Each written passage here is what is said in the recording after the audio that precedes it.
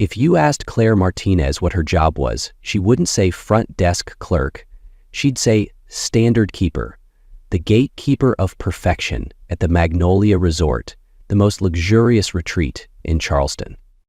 To Claire, every petal in the flower arrangements, every linen folded on the buffet, and every smile given to a guest were part of a grand orchestration of elegance.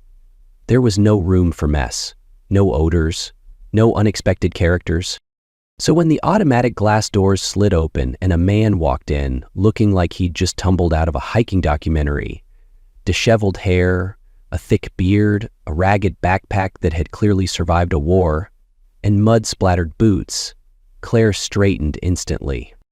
No, absolutely not," she muttered under her breath. She moved from behind the desk with military precision, intercepting him before he could reach the heart of the marble lobby, where chandeliers sparkled and wealthy guests sipped chamomile under golden light. "Excuse me, sir," she said sweetly, though her tone had all the firmness of a bouncer. "Are you lost? There's a budget lodge just 6 blocks away. Very hiker-friendly." The man stopped. He was at least a head taller than her, with broad shoulders and a worn-out stance. But his presence was calm, grounded. His face, despite the beard and travel grime, had steel-gray eyes that were unusually gentle and clear. Claire hesitated. There was something about his expression, not evasive, not desperate, almost polite. "Are you looking for someone?" she asked, keeping her smile steady. "Or did you need directions?" "I'm actually hoping to check in," the man replied, adjusting the strap of his battered backpack. Claire blinked. She stared.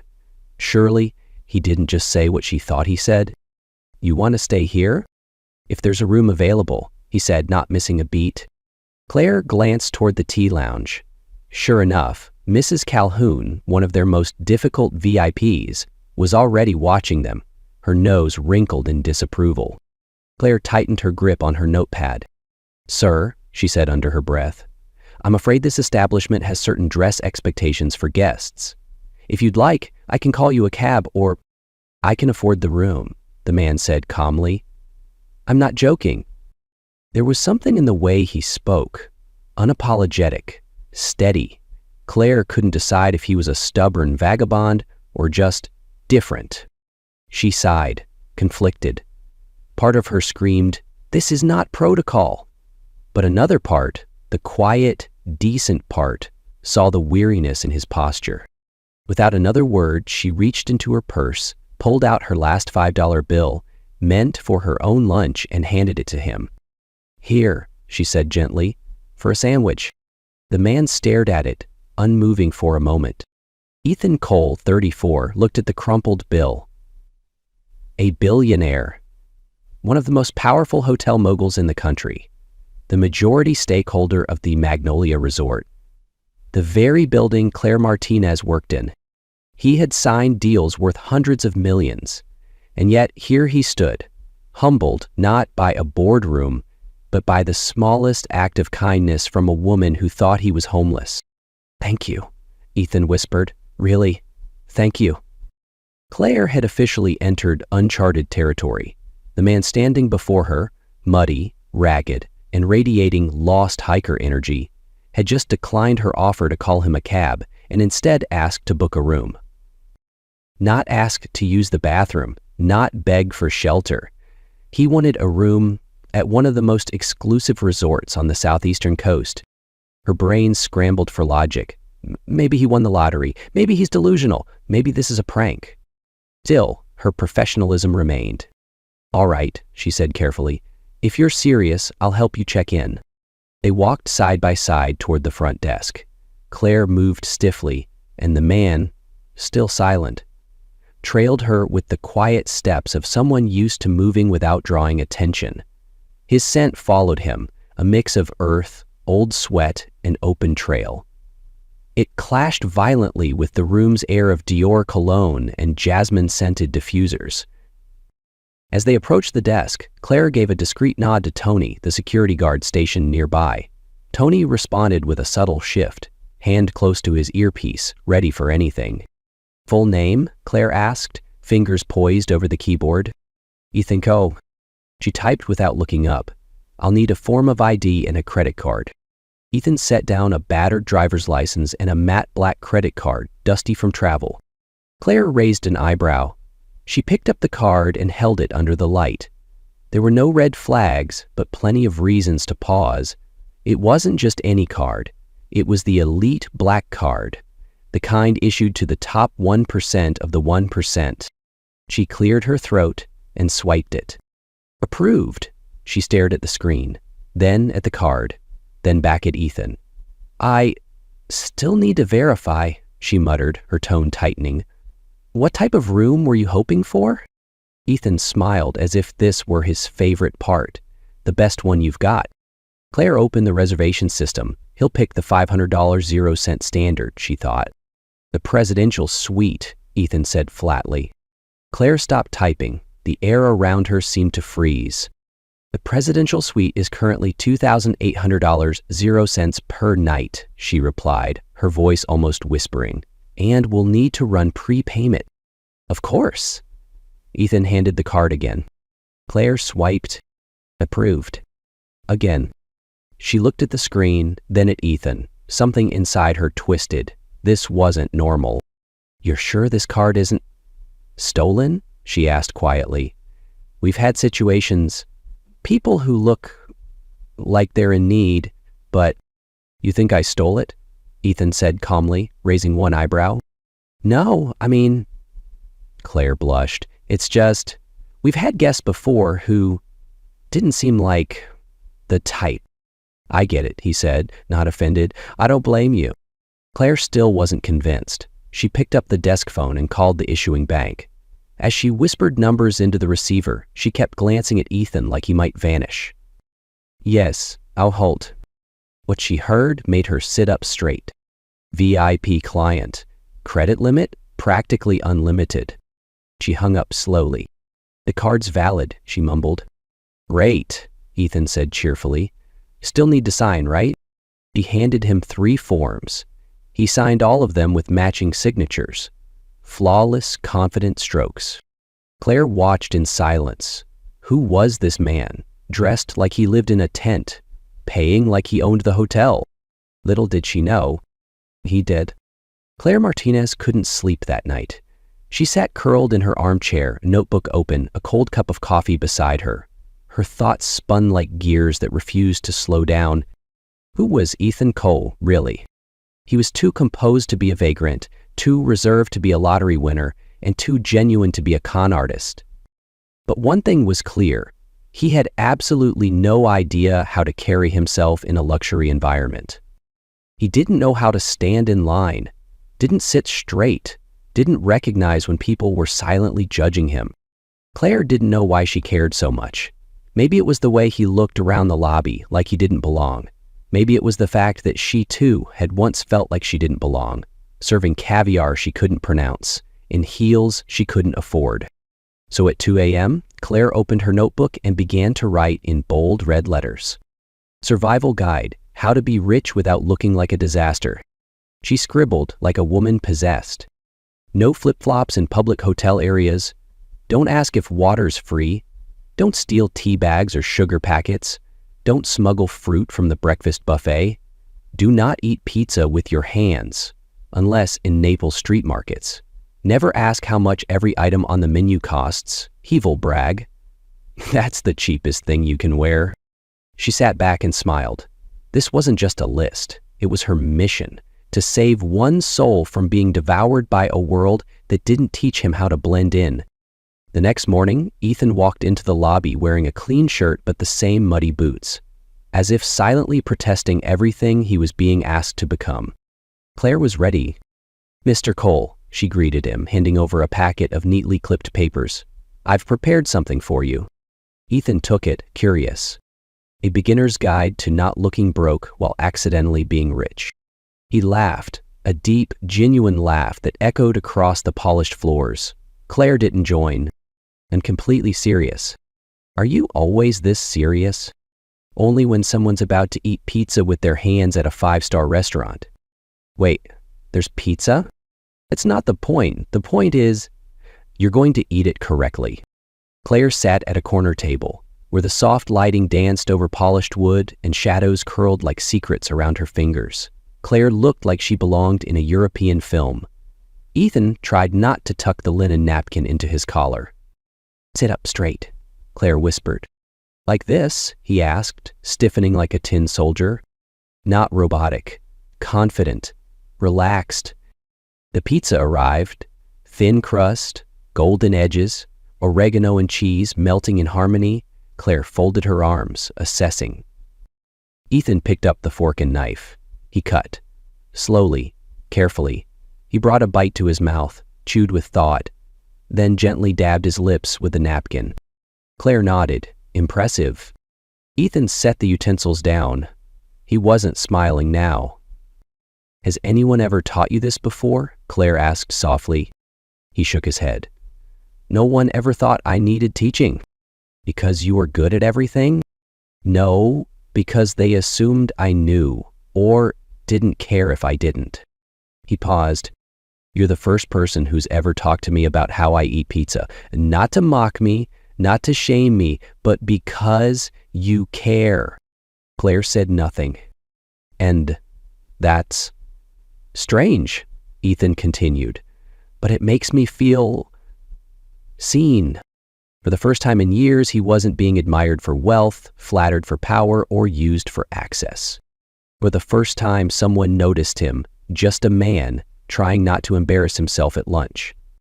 Claire decided it was time to raise the stakes. Teaching Ethan how to eat pizza with a fork was cute, necessary even. But if she wanted to truly help him thrive in elite society, he needed a field test. No notes, no training wheels.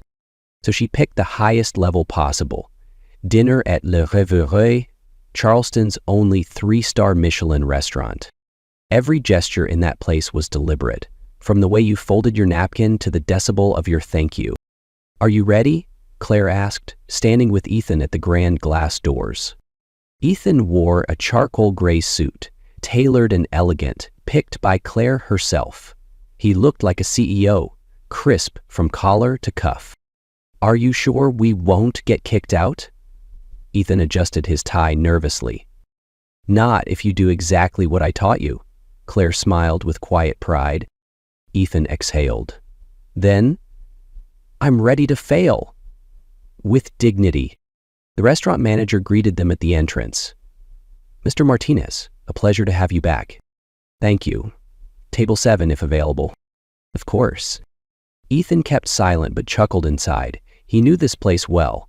Head chef Marco had once cooked him a private birthday dinner, but tonight he played along, acting like a newbie lucky to breathe the air inside a place like this. They were led to a window table beneath a chandelier of blown crystal. Claire gracefully took her seat. Ethan waited, then sat. "Another point." "First rule," Claire whispered, "don't touch the tablecloth." "Why?" "It's imported linen from Italy, $90, 0 cents a piece. Someone got kicked out once for wiping his hands on it." "Yikes." Ethan raised his hands in mock surrender. "Close call."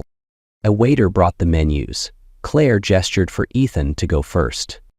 "Choose with logic," she said. "Avoid anything with too many syllables or French words you can't pronounce." Ethan grinned. "So ordering the longest named item is how I get fired from the date?" "Exactly." They ordered pan-seared foie gras, Wagyu filet with truffle sauce, and a red from Saint-Emilion.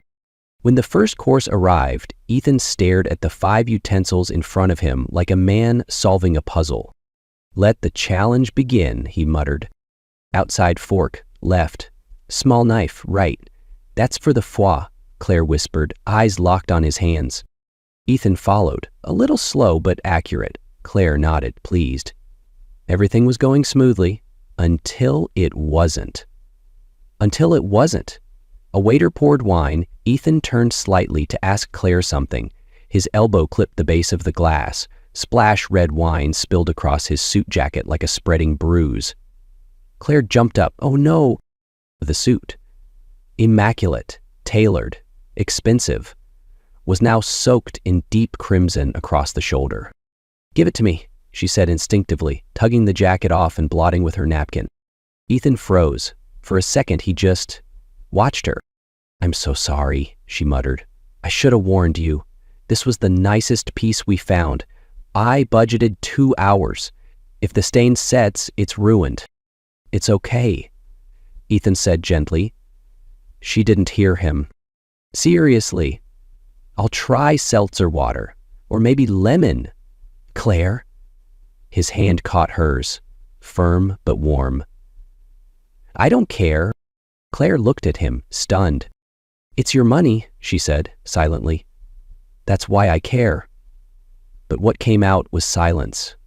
She sat down, flushed, trying to calm her breath. She wasn't just embarrassed, she was hurt. Why did she care so much? Ethan sat there, looking at the woman across from him. The one who taught him how to hold a fork properly. The one now anxiously dabbing at his jacket like a friend, not an instructor. And for the first time in a very, very long time, someone cared about him. Not his title, not his bank account, not his power. Just him, a clumsy man in a too-fancy restaurant trying to learn. And someone believed he was worth teaching. A week after their elegant night at Les Revers, Claire Martinez made a decision. It was time to take Ethan Cole to the one place every wealthy person had to survive at some point, Parkstone Plaza, the city's most elite shopping district. With over 40 high-and-bow boutiques, from Hermes and Prada to Tom Ford, this wasn't just a shopping center. It was a battleground of quiet status. "You need proper clothes," Claire said, tapping her tablet like a seasoned assistant. "You can't keep walking around in those mud-crusted boots forever." "Maybe they've outlasted every pair of designer shoes I've ever owned," Ethan replied with a shrug. Claire looked up, deadpan. "And I'm sure they won't get past Louis Vuitton's security gate." They stepped into the first boutique, a softly lit space that smelled like sandalwood and money. Gilded shelves, velvet walls, the kind of quiet where price tags were taboo. Almost immediately, Ethan felt uncomfortable, not because he couldn't afford anything, but because he didn't feel like he belonged. Growing up, Ethan never stepped foot in a place where a shirt cost more than his mom's monthly salary. Even now, as a billionaire, that old feeling clung to him like a shadow. Claire noticed instantly. "Try this," she said, handing him a navy cashmere blazer. Slim fit, clean lines. He held it like it might shatter. "Are we going to get arrested for touching this?" Claire chuckled. "No, but if you tear it, I'll make you pay for it." Ethan gave a dry laugh and disappeared into the fitting room. 10 minutes later, he stepped out. Claire looked up and nearly dropped her phone. The suit fit perfectly. His shoulders, his waist, his posture, it all just worked. But what made her pause wasn't the look. It was the expression in Ethan's eyes. Unsure, vulnerable, almost scared. "Does it look okay?" he asked softly. Claire nodded. "More than okay." Ethan turned to the mirror. For the first time, he saw a man who looked like he belonged in this world. And for the first time, he realized that man was him. "You know," he said slowly, "I could buy everything in this store, but standing here, I still feel like that kid outside the bakery, staring at cookies he can't afford." Claire said nothing. "I thought money would erase that feeling," Ethan continued. "Turns out, it just gave it a better outfit." They spent the entire afternoon exploring shops.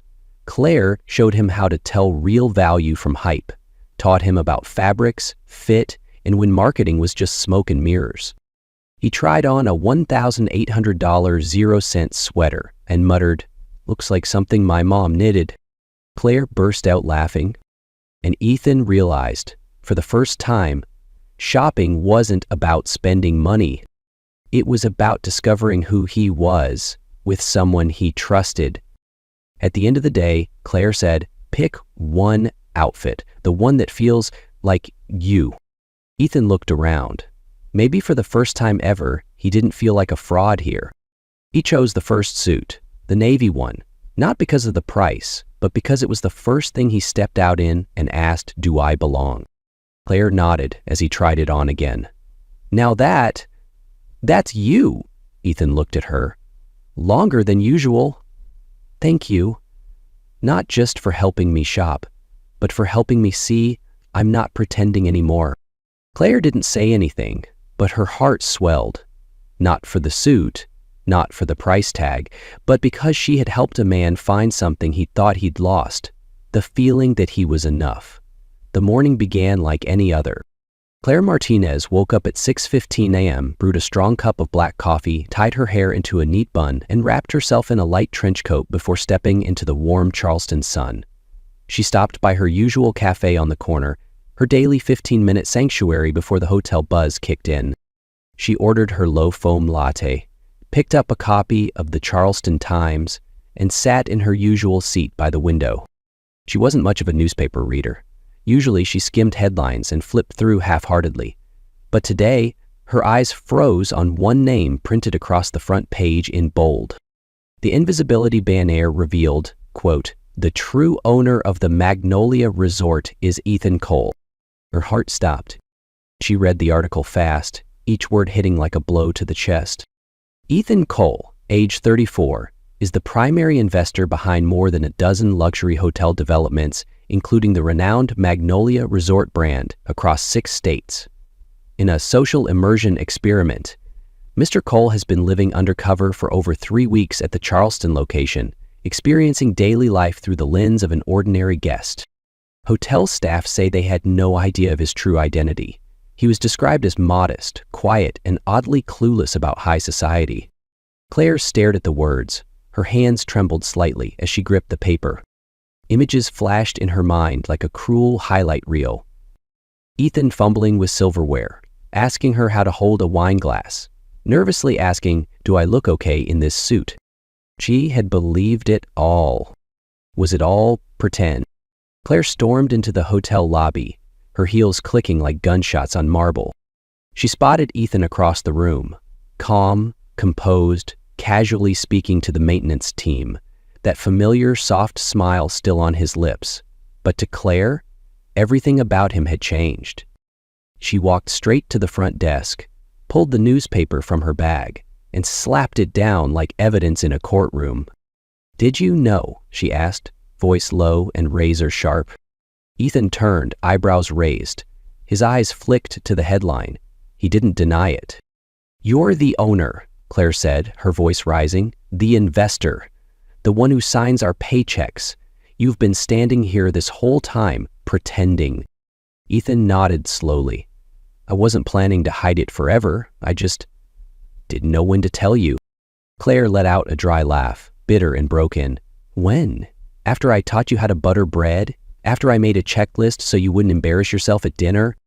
Claire, I was the only one who didn't know. Everyone else will praise you now. But me? I talked to you like you were real. Like we were equals." "You were never a pawn," Ethan said, stepping forward. "You're the only person here who saw me for who I am. Not the title, not the balance sheet. Just a man trying." Her voice dropped to a whisper, eyes glassy. "And I was the only one who didn't know the truth." She turned and walked away before he could see the tears forming. She couldn't let him watch the collapse he had caused. She'd let him in. She'd trusted him. She'd believed in his uncertainty, his honesty. Believed that maybe he was like her, a little lost, a little hopeful, just trying to fit in. But no, he had been in control all along. That afternoon, the hotel buzzed like a hive. Staff whispered, guests murmured, phones lit up with articles and gossip. Ethan Cole, the quiet guy with the worn boots, was now the most powerful man in the building. Everyone wanted to impress him. They called him Mr. Cole now, smiled wider, talked softer. Everyone except Claire. She didn't smile. She didn't speak. She kept her distance, her back straight, her face unreadable. She had called him Ethan. She had looked him in the eyes and said, "You belong here." Now those words felt like they'd been stolen from her youth. That night, Ethan stood alone in the lobby, the same space where Claire had once handed him a ridiculous etiquette checklist, where she had fixed his collar and said, "Chin up, you're not hopeless." That Claire wasn't here anymore. No more guidance, no more laughter, no more glances that said, "I believe in you." Only silence. Cold, heavy silence. And Ethan understood, perhaps for the first time in his life, that despite all his wealth and power, he had lost something he could never buy back. Her trust, the Magnolia Resort at night always felt sacred. Quiet lighting dripping from chandeliers, soft carpet muffling footsteps, and the distant sound of jazz piano drifting from the bar like echoes from another life. Claire sat alone in the lounge on the ground floor, a place she often visited after shifts, not to drink but just to breathe. A glass of still water sat untouched before her. Her eyes rested on the large pane of glass overlooking the artificial lake, where city lights shimmered across the surface like broken glass. She didn't think he'd come. She didn't want him to come. But part of her waited. And then, like the universe had been listening, Ethan appeared. He wasn't in a suit, no tie, just that same white shirt with rolled-up sleeves, hair slightly unkempt, face open, almost unguarded. Claire didn't turn, but she knew he was walking toward her. "Can I sit?" he asked, voice barely louder than the humming air conditioner. She hesitated, then gave a single, slow nod. They sat across from each other, one small table, one heavy silence, one storm neither of them wanted to be the first to walk into. "You hate me now," Ethan finally said. Claire gave a soft, bitter smile, eyes still on her glass. "I don't matter enough for that." "You matter more than anyone ever has," Ethan replied, voice almost breaking. "You're the only one who ever told me the truth, even when I didn't want to hear it." Claire turned, her eyes flickering with something sharp, pain, doubt, and a flicker of anger. "You know what I hate the most?" she asked. "It's not that you're rich or that you kept it from me. It's that I believed you were like me." Ethan looked down. "You're not me, Ethan. You don't know what it's like to pretend you're okay every day, to hold on to your dignity in a world that's built to remind you that you're not enough." "Claire," I thought. She paused, that we were two people from two different worlds who somehow met in the middle, a place with no titles, no money, just two people. She looked him straight in the eye. "But your world is too big. I can't reach it." Ethan drew in a deep breath. "I was afraid that if I told you who I really was, you'd stop looking at me the way you did. And that scared me more than any boardroom meeting I've ever been in." Claire didn't speak. "You made me feel smaller in the best way, not like someone powerful being served, but like a person being guided, trusted, respected." He raised his eyes. "I wasn't pretending with you, Claire, not for 1 second." "Then why do I feel like a punchline?" Claire asked, finally turning to him. "You lived a double life. You let me believe you were learning how to belong, when in reality, you controlled the entire game." Ethan didn't argue. He only said, gently, "I don't know how long it'll take, but if you let me, I want to start again. From the beginning, no pretending, no games." Claire stared at him, deep, unblinking, and for the first time, there was no fire in her eyes. Just a quiet question. "Can I trust you one more time?" They didn't speak after that. The piano played a sad, slow tune from the bar. Outside the window, palm trees swayed gently in the breeze. There was no apology, no forgiveness. But as Claire stood to leave, she said, quietly, as if it cost her something to say it, "I'm on the morning shift tomorrow. If you want to keep learning, be at the desk by 7. Ethan looked up. She didn't wait for his reply, but he knew it wasn't forgiveness. It was a chance. One more. And this time, he wouldn't waste it. 7 a.m. Claire was reviewing the handover notes at the front desk when a voice spoke behind her, quiet and steady. "Any new protocols for today?" She didn't need to turn around to know who it was. Ethan Cole, light blue shirt neatly pressed, hair combed, eyes alert, stood just a step behind her. He wasn't the muddy backpacker anymore, but he wasn't the old Mr. Cole either. He stood like a trainee, polite, open, humble. Claire nodded. "We've got a conference group arriving at 10. Make sure cold water is stocked in the meeting room and the coffee set up earlier than usual." "Got it." Ethan jotted it into a small notebook. Claire glanced at the notepad, startled not by the act of writing, but by the fact that he truly listened. In the days that followed, Ethan didn't miss a single shift.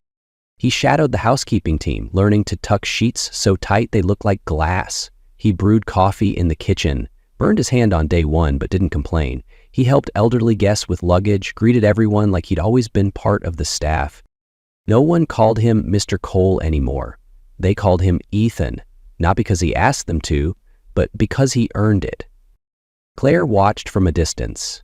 She didn't intervene, she didn't speak much, but she saw the changes. Every gesture, every question, every time he stood beside someone, quietly learning how to polish a mirror without streaks. One chaotic morning, an international group arrived 2 hours early. Claire was swamped at the desk. Suddenly, the automated check-in panel froze. Dead screen. System down. "You've got to be kidding me," she muttered, frantically trying to reboot the interface. Ethan was in the hallway, carrying water bottles to the conference room. He spotted the trouble. He didn't ask questions, just set the crate down and hurried over. "Tell me what I can do." Claire was about to decline, but paused. She looked at him, and in that moment, there was no resentment. Just two people trying to keep things afloat. "Take this printed guest list. Call names in order. Keep them calm. I'll fix the system." Ethan nodded without hesitation. For the next 30 minutes, he was a front desk pro, calling names with warm authority, apologizing for delays, even reuniting a couple with their missing luggage before Claire had finished restoring the interface. When everything returned to normal, Claire looked up. Ethan was still there, sleeves rolled, shirt damp with sweat, smiling like he belonged. She laughed, her first real laugh in days. Not bad for a billionaire. Ethan shrugged. "I had a great teacher." Claire looked at him, finally without her guard up, realizing this was no longer a lesson. This was a partnership. That night, long after the guests had gone to bed, Claire passed through the lobby and spotted Ethan kneeling at the base of the stairwell, quietly wiping each marble step. "You don't have to do all that," she said. He looked up, smiling. "I used to think running a hotel meant making decisions in a boardroom. Now I know real leadership is knowing who scrubs the tile you walk on." Claire stepped beside him, took the cloth from his hand. "You're changing." Ethan didn't argue. "Because someone made me want to be the best version of myself." Claire didn't respond, but for the first time since the headline, she didn't walk away. They sat side by side on the steps under warm golden light. No titles, no roles, just two people learning how to meet each other halfway through the walls they'd once built. Charleston Festival Week had arrived. The Magnolia Hotel bloomed with life. Fresh flowers in every hallway, gentle violin melodies in the air, and the scent of jasmine misted lightly each morning. It was the busiest time of the year, and every staff member operated like clockwork. Claire had no room for emotions. The schedule was relentless.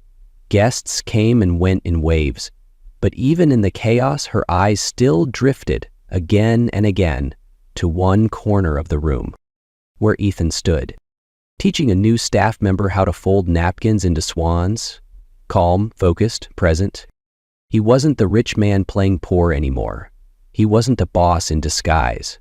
He was just part of the team, and sometimes, though she tried not to admit it, part of her world. That afternoon, during final prep for the wine tasting gala, Claire noticed a missing name on the assignment chart. The main wine table was unmanned. She was about to call for backup when a voice came from behind. "I can do it."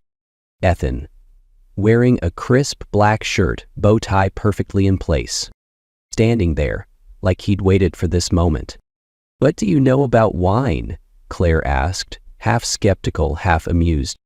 "Not much," he said honestly, "but I read 3 books from the hotel library and watched the 4 videos you emailed last week." She froze. He remembered? "You once said, you don't need to be perfect, just serious." She stared at him a beat longer, then nodded. "Fine. But if someone asks about Syrah tannins, don't pull out your phone."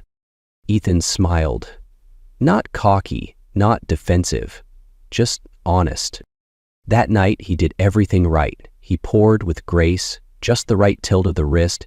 He answered questions with sincerity, not reciting facts but asking back, learning, listening. Claire watched him from a distance, and inside her chest warmth stirred, followed by cold doubt. Two winds colliding. She had been hurt. She'd once felt like the extra in someone else's carefully written story. But tonight, the script was gone. What remained was Ethan, under soft lights, doing a simple task with the quiet dedication of a man who wanted to be forgiven. After the event ended, Claire was in the supply room double-checking inventory when she heard familiar footsteps. Ethan, he stood at the doorway. Didn't enter. Didn't force a moment, just asked, "Are you still mad at me?" Claire closed the logbook, turned around. She looked at him for a long time before answering. "I'm not mad anymore. Do you still see me as someone who lied?"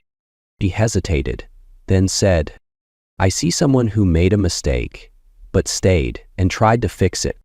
Ethan nodded, then stepped closer. "Claire," his voice was low, sure. "I never said this before, but I think I know why I came to this hotel. Not to pretend to be normal, but to understand what makes a place feel like home."